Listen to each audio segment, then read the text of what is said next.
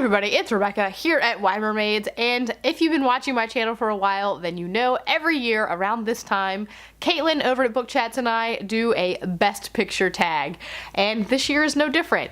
Yes, I have been mostly absent from YouTube lately, especially BookTube, but I'm bringing it back for this tag because this tag means a lot to me. Also, pardon the nasally nastiness because I am battling a cold, so awesome times there as well. Caitlin and I do this every single year because both of us have an affinity for movies and books, and we like to tie this tag together. Every year we look at the Best Picture nominees for the Academy Awards, the Oscars, and we make a tag geared towards those movies. I also make it a personal goal to see all the movies before Oscar night, and as of filming, it's the day before the Oscars and I have 3.5 movies to go. We'll see what happens. But anyway, let's just jump into the tag. These are in alphabetical order as always. So first up is Black Panther. You get to decide what kind of king you are going to be. Don't freeze. I never freeze. And the question for this is a book that lived up to the hype. I'm choosing The Seven Husbands of Evelyn Hugo by Taylor Jenkins Reid. I absolutely adored this book when I read it last year. Everyone has talked about it and said how amazing it was, so I was kind of skeptical because I'm always skeptical when people hype up a book. But this one absolutely lived up to it. I adored it. I loved it. I cried. And it's just really, really, really fun and good, and I loved it a lot. So that's what I'm choosing. Next up is Black Klansman. The KKK is planning an attack. How do you propose to make this investigation? We'll establish contact over the phone. We'll need a white officer to play me when they meet face to face. You for the white race, Ron? Oh, hell yeah. So there becomes a combined Ron Stallworth. Can you do that? With the right white man, we can do anything. The question for this is a story that confronts racism. So everyone is probably thinking The Hate U Give by Angie Thomas, which is a very valid option, and I would have chosen that one, but I was trying to go outside the box a little bit. So I am gonna go with Dear Martin by Nick Stone, which is very similar to The Hate U Give. You could also throw this way back and go with To Kill a Mockingbird by Harper Lee, because that also faces racism. There's a lot of books that deal with racism. These are just some of the best ones that I've read. If you have other really good ones, please let me know in the comments. Next up is Bohemian Rhapsody. No one will play us on the radio. We need to get experimental. Thunderbolts and lightning, very, very frightening me. Do it again. One more. How many more Galileos do you want? Roger, there's only room in this band for one hysterical queen. So this question is a book about or by a musician. So I have two. I have one that's about and one that's by. No, they're both by. One is a kid's book and one is a fiction. So the kid's book is The Dinosaur That Pooped series by Tom Fletcher and Dougie Pointer from McFly, because these are just really fun. And now that I have a kid, it's fun to read about dinosaurs who poop. I don't know. It's like the excuse to read it, but they're really cute. They're fun. And I don't know. They're fun. I liked it. So I decided to include that one. You could also, Tom Fletcher has written quite a bunch of kids' books. There's also the Monster in Your Book series, which is really good and kind of a fun take on a children's book. Other book by a musician is Wolf and White Van by John Jarniel, who's a lead singer for the Mountain Goats. And I read this book a while ago. I don't really remember that much about it. I just remember that I really liked it. Next up is The Favorite. The Queen is an extraordinary person. They were all staring, weren't they? I can tell even if I can't see, and I heard the word fat, and ugly. No one but me would dare, and I did not. She's been stalked by tragedy. Everyone leaves me. Dies. So this is a book about people on the side of history, because while the movie focuses on Queen Anne, it also focuses on the two women who were kind of going against each other to try to be her favorite, and so it kind of focuses more on them than Queen Anne herself.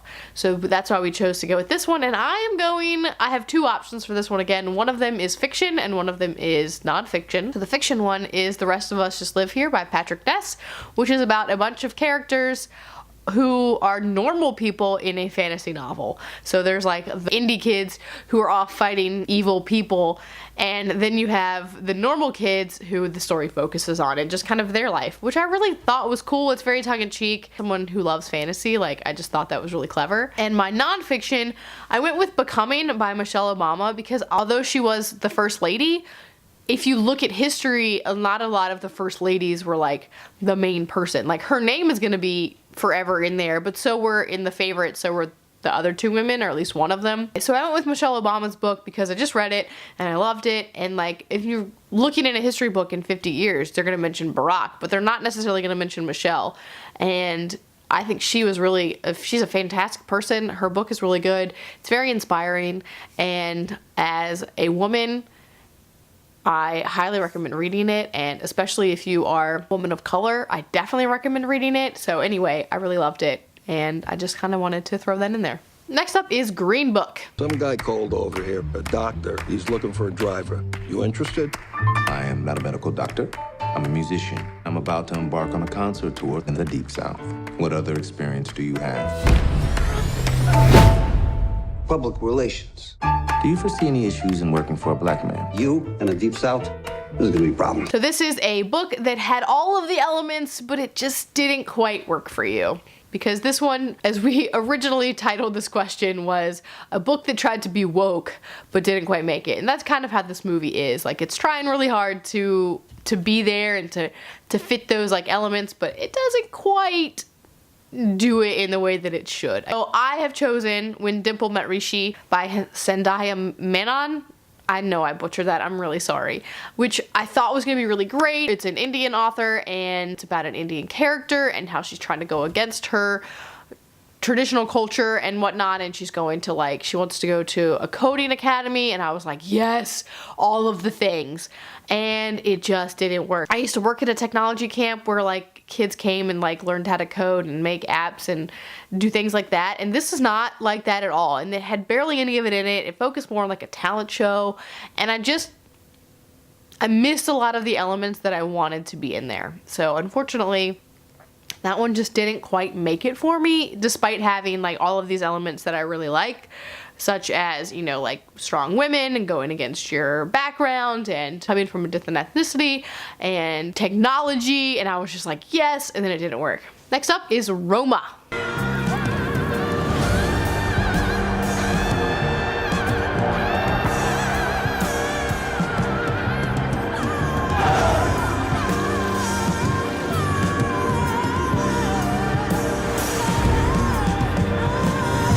So Roma is a Spanish language film, and it's by Alfonso Cuarón.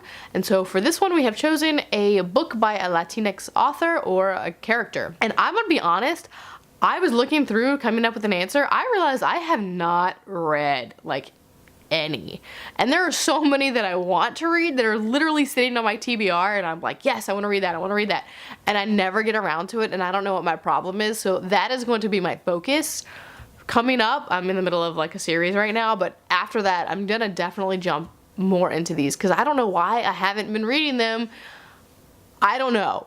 So the only one I've really read, like The House on Mango Street by Sandra Cisneros, and Aristotle and Dante Discover the Secrets of the Universe by Benjamin Alira Sainz, which I don't even know if that technically counts as a Latinx, so I suck, and I'm sorry, but I'm planning on reading The Poet X, Elizabeth Acevedo, and forever it's been on my TBR, 100 Years of Solitude by Gabriel Garcia Marquez. So I'm going to do it. Also, send me your recommendations in the comments below because I need to be better about this, 100%.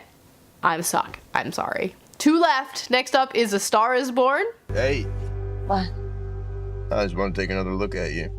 In all the good times I find myself longing for change. Here's what we're gonna do. You come sing that song that I love. No, I can't do that. Here we go. It's not funny. Jack. Look at me. All you gotta do is trust me. That's all you gotta do.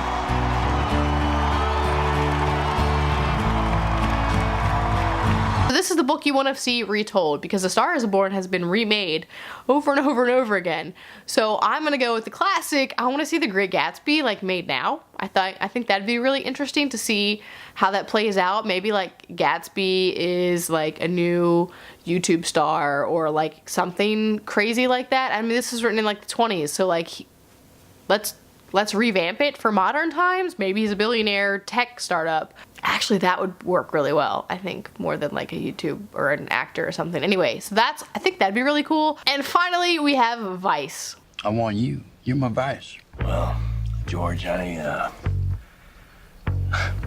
the CEO of a large company. And I have been Secretary of Defense. And I have been White House Chief of Staff. The Vice Presidency is a mostly symbolic job. However, if we came to a different understanding, I can handle the more mundane jobs.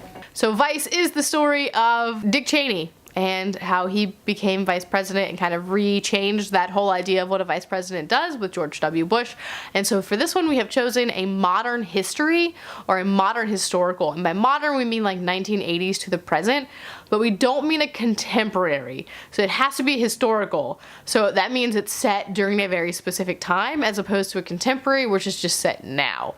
So it has to be set that time. So I'm going with Attachments by Rainbow Rowell, which was set at the turn of the millennium in 1999. Whole thing, they're really worried about the Y2K movement. And so it's set in that specific time. And also that's just it's a really fun book. It's told through emails and he's like reading the emails. And I don't know, like I flew through that one in a day and I just really enjoyed reading it. So that's my choice. Well, that is it for the Best Picture Tag 2019. This is the 5th year in a row we have done this, and we plan on doing it every year because it's just really fun, and it's a great way for Caitlin and I to just talk about movies and books and kind of, you know, hang out. So it's a tag, but it's also a collaboration. So because it is a tag, please do it. It's fun. It'll be really fun to see your answers in a tag or even just in the comments below. And so, well, that is it for me today. I will see you next time.